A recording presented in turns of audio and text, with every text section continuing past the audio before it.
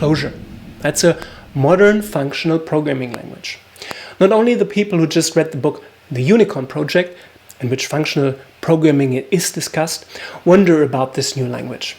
Why is it that functional programming has become more and more interesting in today's business world? I wondered what was behind this hype and therefore got together with my colleagues Ward and Naveen, who helped me to better understand Clojure. Hi, I'm Martin Kramer, Client Principal at ThoughtWorks. In this episode of Tech Talk, we take a closer look at Clojure. In our discussion, we talked about the functional paradigm, look at immutability and why Clojure is well suited for parallel processing. Also why understanding the paradigm behind Clojure can make you a better developer.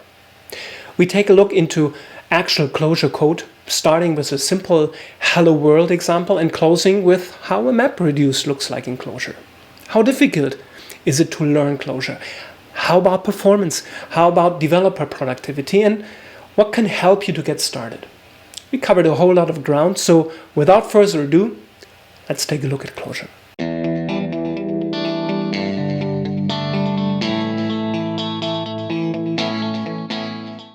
With me, I have Ward and Naveen. Hey, Ward. Hi, Martin. Hey, Naveen. Hey, Martin. Look, we talked about Clojure. I've read in a book, Unicorn Project, something that Clojure is a great and exciting programming language. I understood that this is something about functional programming. Can you tell me, is that correct, or what kind of paradigms behind Clojure? Clojure is an exciting technology. I think Naveen and me, we both will agree on that. And it is exciting to me because indeed it combines these functional paradigm and functional ideas out of a functional world, which is sometimes a bit academic, with a very generic and general purpose goal. So it runs on Java standard software. It can be used in a lot of normal business situations, and that's where I think it really is something unique. It kind of combines these two worlds, one very academic and the other one very pragmatic. Okay, so the paradigm is probably not so really new, because when I remember I was in university, we talked about Lisp and functional programming, and I understand that now Clojure is something new, but it falls in the same category, right? Yeah, I think functional paradigm, I mean, it's sort of a bit subjective, given that even object-oriented language such as Java has already embraced, these functional paradigms with the Lambda and, other things. So one interesting thing that I really like about Clojure or any functional language in general is that in essence, I think programming language is more about composition. Like you have this one big problem, which you break it down into smaller one, and then you hope that they sort of compose with each other. And with object-oriented languages, you have lots of design patterns and all that. But one thing which is like especially unique to functional programming, which Ward also mentioned, that having this academic background, so it's very, very mathematically inclined. You could, like in theory, mathematically prove that all these small pieces would eventually compose, or you could verify whether they'll compose or not. And that's where these things like lambda calculus and category theory comes into play. But that doesn't mean that you have to know all these things, but it's just good to know that there's a guarantee that these smaller pieces would actually compose with each other. Yeah, which is all right. That's interesting. I also like. Sorry, I just want to add, Martin. I think you mentioned it is a functional ID and a functional mindset. I'd also like to add that I think it is a very valuable experience for people to learn Clojure, even if afterwards they never use Clojure again. Because, like Naveen said, a lot of languages have these constructs, or have at least a possibility for these functional constructs, but it's a different way of thinking. And by using a language like Clojure, you train yourself in a different way of thinking. I just got an email from somebody who was on the account for 2 years, and in the beginning was very skeptical against Clojure, and in the end he wrote an email where he said that he's going to miss Clojure. He's a JavaScript person, but he said that by using Clojure, he kind of learned and started to appreciate some functional paradigms that he could also use now, or that he used more often now in JavaScript. Well, that is quite interesting because I've just looked it up in the book in the Unicorn project, and pretty much this exactly phrase was there, that learning Clojure or this functional principles was one of Maxim's most exciting experiences. But tell me about why that is. How does that change your thinking about programming? For me, it's a bit, or it was a bit, like the difference between writing BASIC. I think that was the first language that I learned. I was writing, I got this very old laptop. It even used only normal AA batteries, and it would work like 2 weeks on just these 4 AA batteries, and it had a BASIC interpreter, and I learned BASIC there. And this is a very like procedure language, right? You just write line number 10, print, huh? Exactly, do that, do that, do that.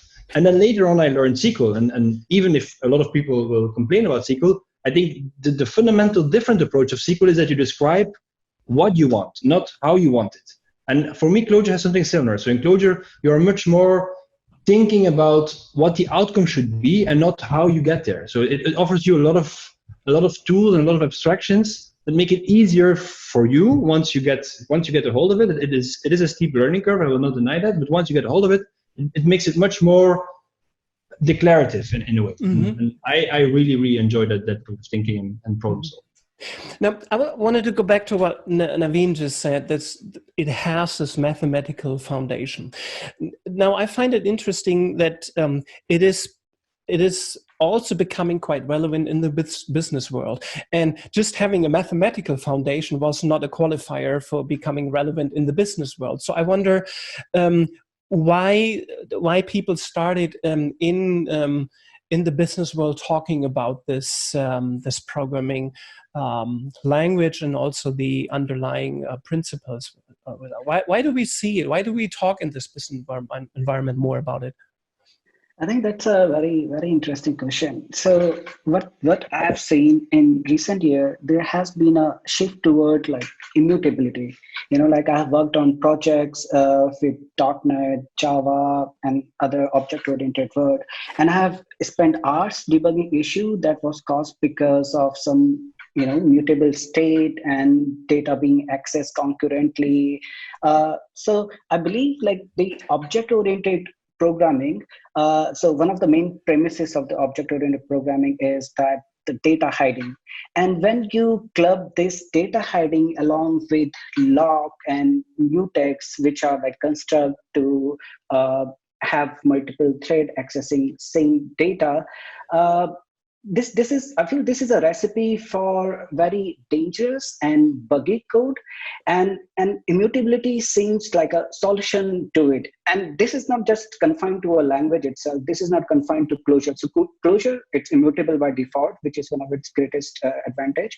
But there is a like shift towards this immutability in terms of like databases, which are like only append only. They don't mutate anything on the state, because it makes whole coordination in a distributed system a lot more easier.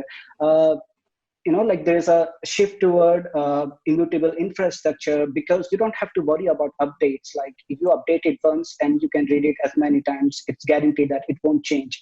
So there is this whole shift toward immutability, doing append only. And Clojure and probably other programming, other functional languages embraces this fact, and this makes whole distributed system and the concurrency and scalability a lot more easier compared to any object-oriented language or paradigm. Great. Yet, Naveen, you need to help me a bit with that. So my thinking is that we need to change the data.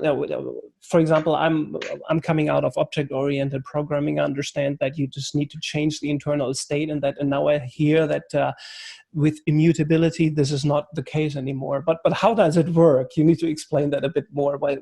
How can we just have something that is not changing anymore? Construct. Can you help me with that a bit? Yeah, sure. I mean, a simplest. You can probably achieve the same effect in object-oriented work. So what you do is like you have an object or any data set, data structure. You don't mutate it. Every time you do a change on that, you create a new one. right? Mm. And in the past, this was a problem, especially when you had large data sets. So you would worry about memory, like because storage wasn't cheap. You would worry about computation power because we didn't have multi-cores, right? Mm. But with this advance in technology, like storage is pretty cheap. The SSD, RAM, even a normal laptop will have 4 cores at least. So all these things become much cheaper, and which means that all the operation, like you don't update the underlying data structure, you don't change it, but what you do, you create a new data structure on top of it, which makes which requires a bit more memory footprint compared to object-oriented work, but then it becomes much easier in terms of coordinating these changes. Yeah. So if you have a reference to a certain value, that value will never change. Maybe there will be a new updated reference to an updated version of that value, but you are almost certain that if you at some point in time you have a certain value, it will remain there. Maybe we should add, Naveen, that it's not just because the memory is much cheaper now. It's also a lot of work went into Clojure to make this immutability as efficient as possible, right? So the conceptual, there is a new copy, but in practice, it will only copy these things that are changed. It's a very smart, there's a lot of work that went into the implementation of the data structures so that it's still relatively efficient. And now, look, how does that then lead to the advantage in multi-threaded environments? Because you cannot change that anymore. There's an object or a structure, and that is not changing anymore. So you know really what the value of that is, and that helps in multi-threaded environment. Is that correct? Exactly. So if you don't have to check whether the value changed since the last time, for example, a certain thread will read the value, do some manipulations on it, and then write it back. But if at the same time another thread is doing the read, you would have two different threads operating on the same thing, writing their changes back, and the last one will overwrite the first. The first one will never figure out that the change is gone. In Clojure, because of its immutability, there's a possibility to just look at the change, and the thread that writes back the change will check whether the value is still the same. If it's not, it will just reapply the change to the latest value, which makes a whole lot of problems just disappear. Okay. And because like Naveen said, threads and cores have become so much more. I mean, the Moore's law, the gigahertz is not going to double anymore and every 10 months, right? But it's the amount of cores that is going to increase. So it's very important that software that we write now is very robust towards being executed on a lot of different cores at the same time, not just very quickly. But nevertheless, I mean, people might still be concerned about performance. Is that an issue? Is there certain things that you should not tackle with Clojure? Is that limited to a certain amount of business problems, and you would not use it in computational problems? Clojure runs. So the Clojure is defined, or the goal of Clojure is to be a general purpose language. So in that sense, writing simulations is probably not where it was meant for, or doing some other high number crunching operations is probably not where you would by default go there. On the other hand, it's on top of the JVM, so that's already some kind of limitation. The JVM is already an abstraction, so if you really need all the power of the machine, I don't know, maybe you would write something in C or something lower level. But if you are okay with the JVM, Clojure always allows you to break through the abstraction and access the Java underneath directly. So any Java code that you can write, you could write in Clojure as well. So you could have this kind of generic glue, if you want. The Clojure code could be the surface that is easy to work with and that is easy to reason about. And then these parts that are executed a lot of times, there you could break down and go into the Java, do direct array manipulations, for example, instead of using immutability and the copies. That is always a possibility. Yeah. Now then, where would be the environments that you would want to use Clojure? We talk about complex systems with front end, with back ends, with databases, with web, with mobile front ends. Where's the best place to get started with Clojure? Yeah. So with our current project that we are working on. So we mostly use it for backend, even though there's a like pretty good community even for the front end part. Like you have nice frameworks. But for us, we are mostly using Clojure for the backend because it fits pretty well. So one of the biggest advantage that I see with the Clojure is like its power to manipulate data and transform data. And when I look at any web application, it's sort of a data pipeline. There's a request coming and there's a response going back. So it's a pipeline. And in between, we do lots of transformations on that data or fetch data from somewhere and do the transformation. And this is like Clojure's superpower to do this data transformations, which I think is a pretty nice use case for Clojure. I agree completely. This request response is exactly a map of a function which takes arguments and returns something, and it's a really nice paradigm for that. Brilliant. Now, look, when we talk about this technical stuff, we need to see a hello world. Could you show us how that looked like? I've never seen a code in Clojure. Maybe you could show us how a simple example would look like to get a feel for it. Yeah, happy to try. Let's see if I can share my screen here. Can you see my screen? Okay. Yes. So this is an editor that is very popular with Clojure developers. It's called Emacs. And the reason why it is popular, I think, is because Emacs is, first of all, it's a very mature editor. It's been around for a long time.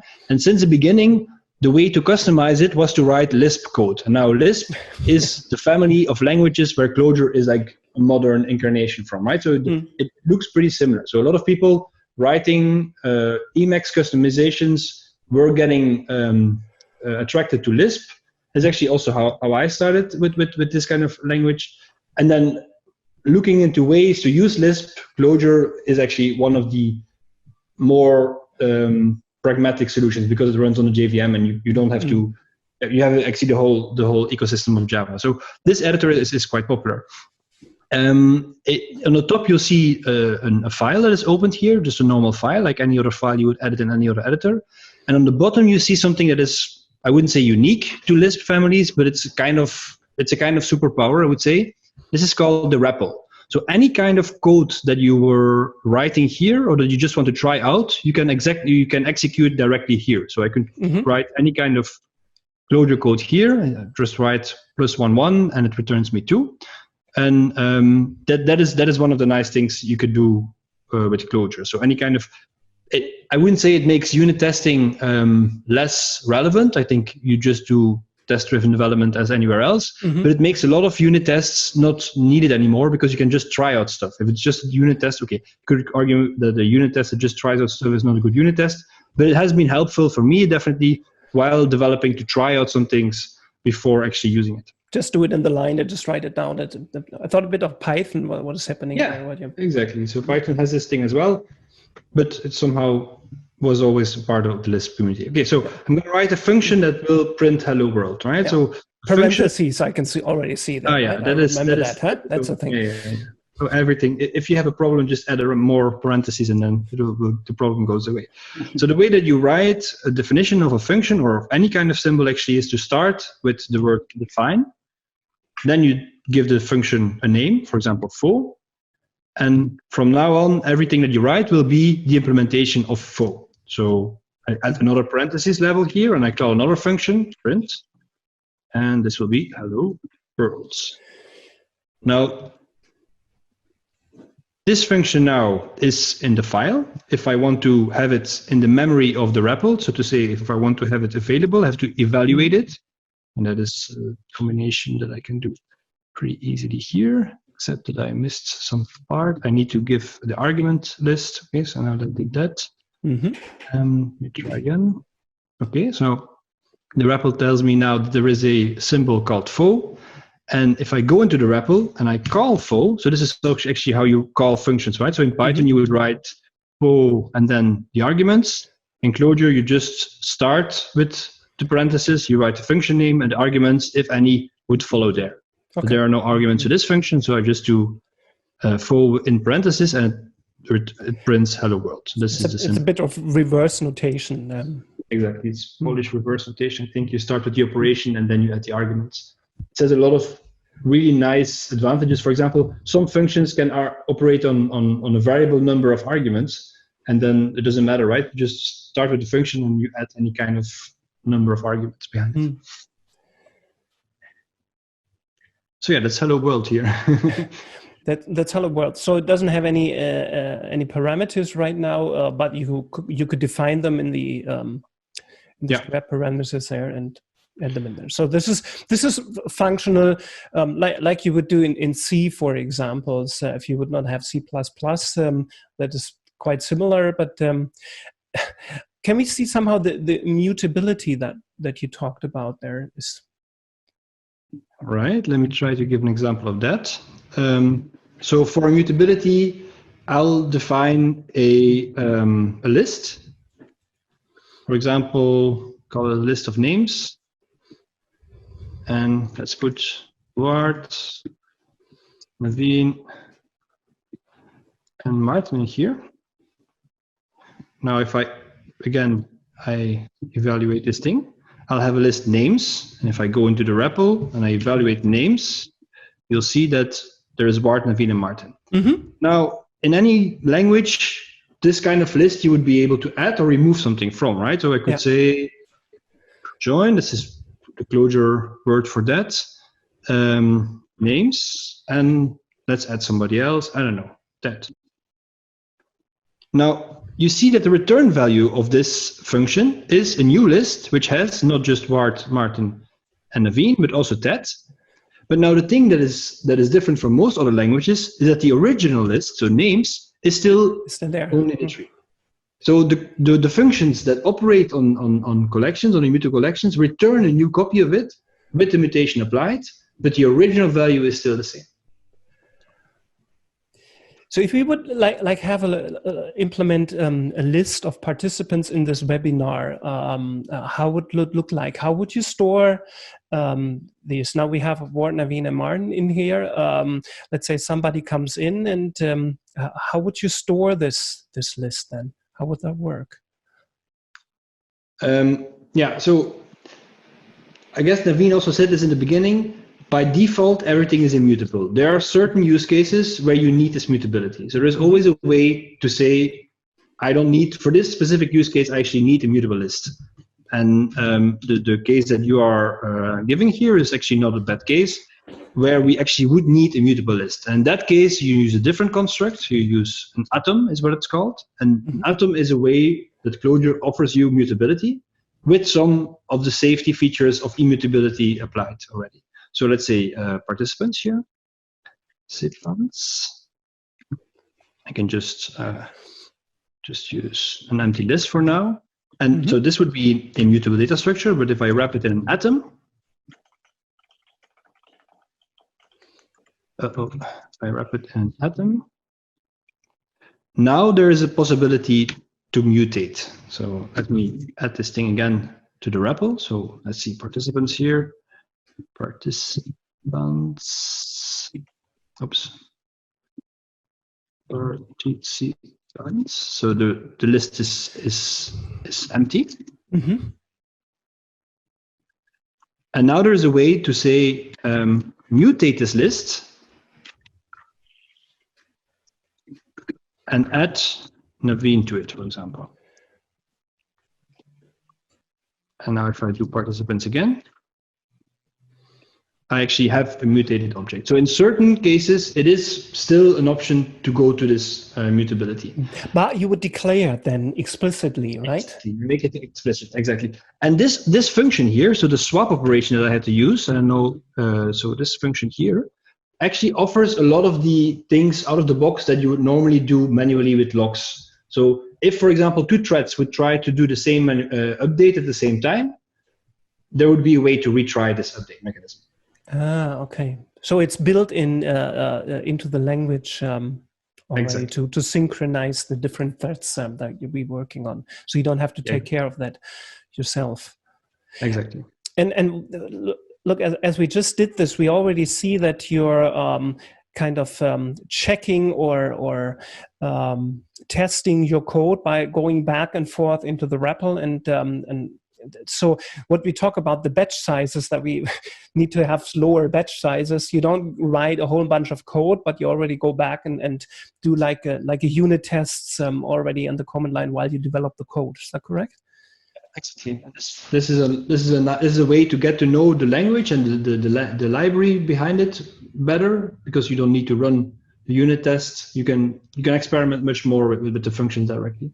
Yeah, and one interesting thing is, like, for me personally, like, I'll have REPL running for days. Like, I would not even restart it. Whatever changes I have made, I would just load that file into REPL and just start working on that.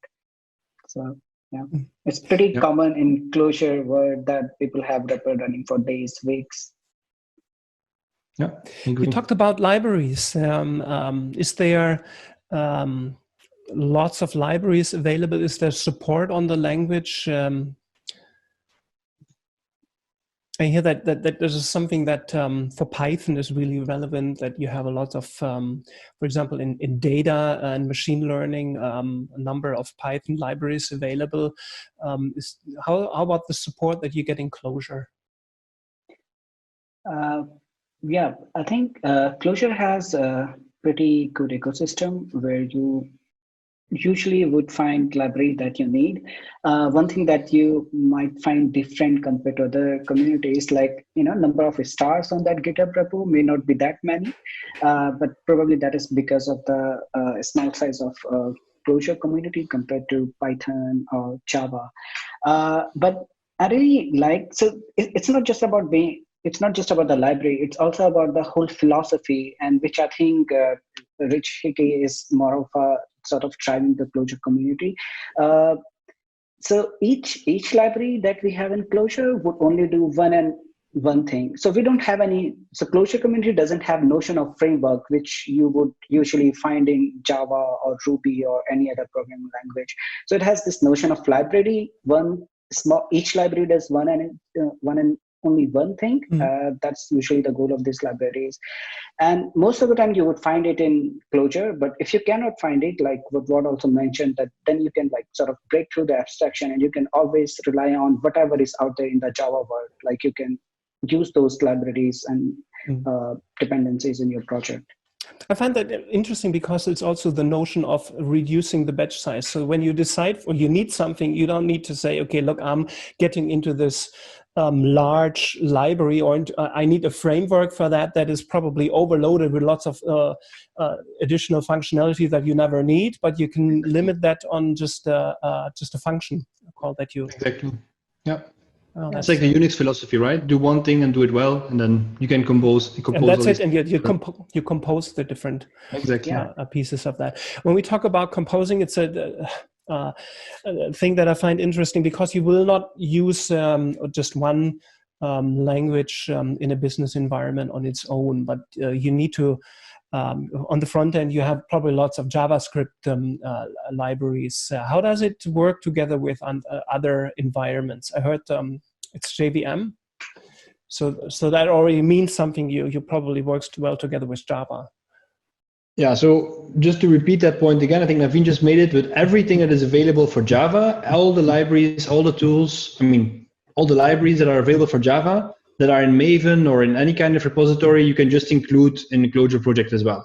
Sometimes the code will look a bit less Clojure-y if you have to access Java code directly, but you can always write a thin abstraction layer and then you have access to all these things. So all the JVM-based languages, there is a way to integrate with them. For example, so everything that runs on JVM, there is a way to integrate. You can write Clojure code and call it from Java. You can write Java code and call it from Clojure. And I've never done it, but I assume with Kotlin, it's something similar. Groovy, all the other JVM languages, you could probably find a way to call functions or to create interaction between the two. Then you mentioned front end. I think it's a very interesting point. Naveen also mentioned it already. There is a Clojure version that runs on the JavaScript interpreter. So there's also a way to write exactly the same code, but then instead of compiling it for a JVM, compile it for the browser. So in theory, you could have this one project where you use one language for both front and backend. And I think that is an amazing idea. I've never tried it myself personally, but I think it's an amazing idea. And also there is a way to integrate Java libraries with Clojure libraries. And then, of course, there's all kind of, I mean, if you talk front and back end, there is all kinds of interactions using REST or using protocol buffers. That I think that is just the same for every language, right? Yeah. Clojure is also supporting all these things. So that's how you could interact. Now, Fox, you started, I believe, on the current engagement where we use Clojure. You started with that. How long did it take you to get acquainted with this new language and environment? How about your learning curve? I think most people that start, I mean, Naveen, maybe you can start. And then sure. I can add things in. Yeah, probably. So when I started on this project, we were already using Clojure, and for me, like, it took me a week to get myself familiarized with the new syntax of Clojure. But I think Clojure is a very minimalistic language. And I think Rich Hickey also sort of stresses on this thing that we don't want to introduce accidental complexities by adding a lot of those features. So if you compare Clojure with Scala, which has both object-oriented and functional paradigm mixed together, it has so many features, and which adds to the accidental complexity in the sense that you could use any paradigm. There isn't one way to do things. And even from learning perspective, there's so many things that you have to learn, but Clojure has very minimal syntax. Like, you could get started with on the first week, you could be productive after 1 week. And then they're like, definitely you can go as deep as you want. And I mean, that is, you would never be able to know the language fully. But yeah, in a week, I think you can get very productive. I think it depends where you're coming from. If you're coming from other JVM languages, you already get a lot of stuff basically that you can carry along because you know the ecosystem, you know the libraries, and you know how to interact with the libraries. I do think that people who come from more object-oriented languages have a phase where they go through, I mean, that's definitely what I went through, where you write just Java code with parentheses around it, right? People are surprised with the parentheses in the beginning, and then they start adding them around their code, and then after 1 week, they're probably okay with the parentheses. But their code is still very procedural, very object-oriented almost, like do this, do this, do this, do this. And then the mindset change of looking at it as a more declarative language, of thinking about transformations of streams, for me that took a bit longer. It took 2 to 3 months, I think. And since then, I learned these concepts behind Clojure. Like Naveen said, the language itself is very minimalistic, but to get the concepts right, I think sometimes definitely took a bit longer. Yeah, I understand from that makes it like a better programming in the end to have another concept available to look at programming from a different angle. On that, and that probably helps you once you go back. I think you mentioned that in the beginning. Exactly. That helps you to spot maybe defects and bugs or difficult areas even if you go back to Java or C++. Definitely. Yeah, I think one thing that I didn't mention was that I was already familiar with functional. I was working with Elixir Erlang before. So yeah, I remember now, like, this whole immutability thing was a big hurdle in terms of learning, because in Java, what you could just mutate, you can do inside a for loop, and then you have to think very differently in functional language because you cannot mutate inside a for loop. So you have to think in recursive. Yeah, so that's another thing that I had to sort of grapple with, but I didn't do it with Clojure. Yeah. Now, this the initial question was on your personal productivity or learning curve. How about the productivity that you see when writing Clojure code? For example, I always felt when I was still writing Java code that you just needed to write a lot of framework or a lot of code actually that would not yet just do anything. So does it help you to have less code and be more explicit, or what's your point on that? Yeah, I would sort of tell you a story. So when I initially joined the project, like, I finished a story. It took me 3 to 4 days, and then I looked back at code, and those were like 5-10 lines, and I was like, oh, am I really slow? And it happened on the next story and the next story, and then I realized, no, this is how it works in Clojure. So most of the time we spend like designing a solution, refining business requirements, talking to colleagues, like what should be in there. So most of the time we were spending time in the discussion and designing. And when it came down to code, those were like, 5 or 10 lines. And that's a level of productivity you get out of Clojure. Yeah, I completely agree. I read the quote once. I'm probably gonna quote it wrong now, but it's something like, the code is not ready when there is nothing left to write. It's ready when there's nothing left to remove. And in Clojure, you can get this sometimes maybe too much, but you can get this very compact way of writing a problem statement or a solution. And but that reminded me a bit of, I was looking into Perl once, and Perl was this language that you could do the same. Like you have one line of code, and that would do enormously difficult things. But at the same time, being so powerful with this one line that would do so much, isn't there a danger that you write something that you in 2 months' time will not understand anymore, and even less somebody else coming onto the project then sees that and has no idea what this is about? I think Perl is very extreme there, because they also try to make the operations very short, right? There's a lot of functions that have only 1 letter or 2 letters. Yeah. And in Clojure, it's always still, the idea is still to have maintainable code. So I guess you could write code that is too smart, but the real advantage, I would say, or the real gain in writing less code is this declarative approach, where you can say, not like Naveen said, go with a for loop and take every value, check whether it's even or not, and if it's even, then add it to some total. You just define a filter for even and then a reducer with sum, which is a different way of phrasing the solution.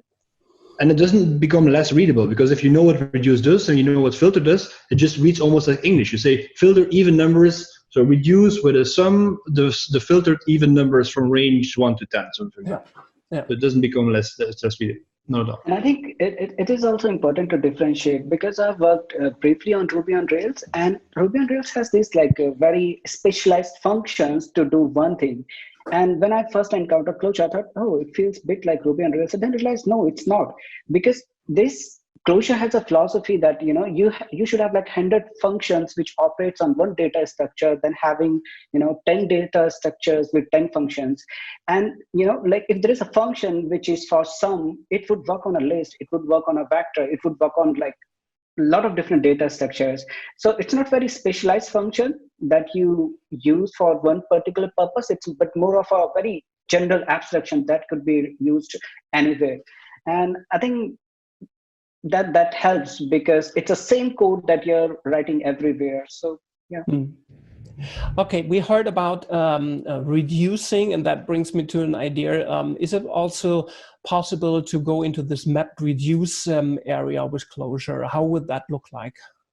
Sure, I can share my screen again. And so we were talking about making a list and filtering stuff out, maybe do some operation and then reducing or accumulating everything, right? So I would again start by defining this list, say scores or whatever numbers.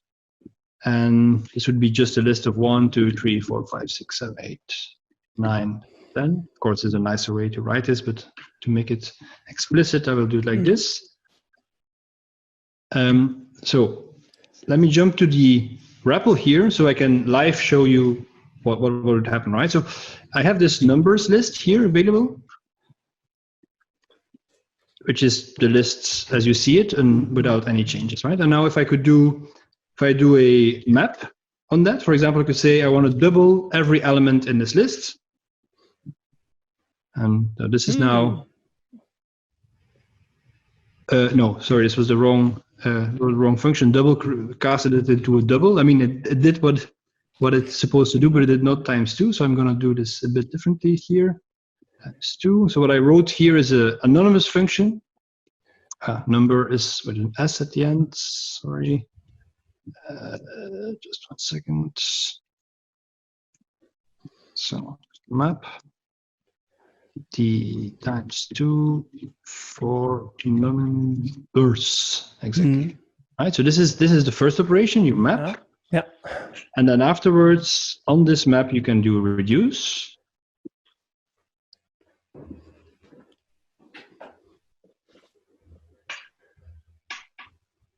and the reduce takes an operation, for example, plus, and prints this out. So I think this is a nice piece of code that shows how you can more declaratively think and write code about this kind of problems. That is quite concise. I always had my issues with understanding MapReduce, but I must say that this is just one line brilliantly showed how our MapReduce could look like. Yeah, exactly. Brilliant. And of course, it's on one line now, so it would be much more readable if it's written on more lines. But yeah, in the end.